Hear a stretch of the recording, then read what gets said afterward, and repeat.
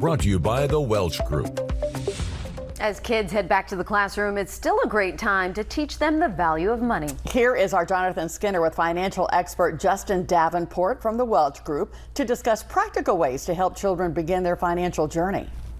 So, of course, as parents, it's always a great idea to save money for your kids, but it's also great to teach them about the value of money, and that's why we're bringing in Justin Davenport to talk a little bit about this. Justin, give us some tips on, teaching your kids about money. Yeah, absolutely. So I know we previously talked on here about potentially ways to lower expenses. Well, how do we get more cash in? And so with free time, I think a lot of children, whether elementary school, high school, there are those seasons where you can work with the younger kids, helping them set up either lemonade stands, either doing items out in the yard, doing any helping around neighborhoods. It's a lot of opportunity to earn $5, $10 at a time. And with that, you then go into middle school where you may be doing some crafts, maybe helping out more involved around the neighborhood, and then going into high school years where you are actually working at a part-time job, or now you're doing lifeguarding or babysitting, getting more of that higher earning period. But what do you do with that? The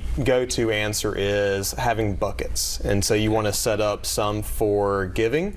You want to set up some for saving, whether short-term or long-term, usually more short-term for the younger side, so you maybe 2 weeks later they're spending it. Yeah. But for the older crowd, you may want to set up some longer-term goals where they can say, okay, I want to hit X number of dollars, and then now you are monitoring that each week. Each project they do, you're working towards that. And so with those buckets, you get paid a lot in cash. And so envelopes, jars are helpful, but a lot of times everything is digital now. And so you may want to say, okay, well, that's great to start on, but my kids are wanting to spend money with a phone, with a debit card. What does that look like? And so a lot of times, if you already have a relationship with a credit union in your local area, those are great starting places, usually very low fee, usually low barrier to entry. You get your own debit card. You can monitor it through your own portal and see what they are spending on, where everything's going. If you don't have a relationship, or you want a more of an app-friendly, more tech-heavy monitoring on which stores they go to, there are some great programs out there. I know Acorns has one,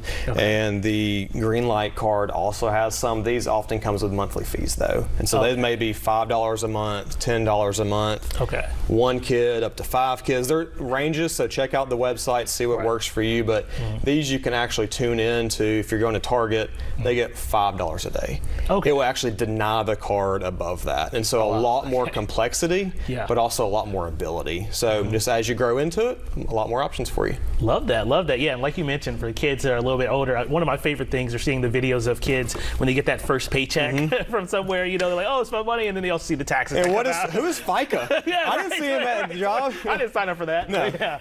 All right, Justin, thank you so much for taking the time, man. Appreciate you. Yes, sir. So remember, if you want some more of your money tips, of course, you can always watch them here at 4 p.m. every Tuesday or on the WAFF.com website.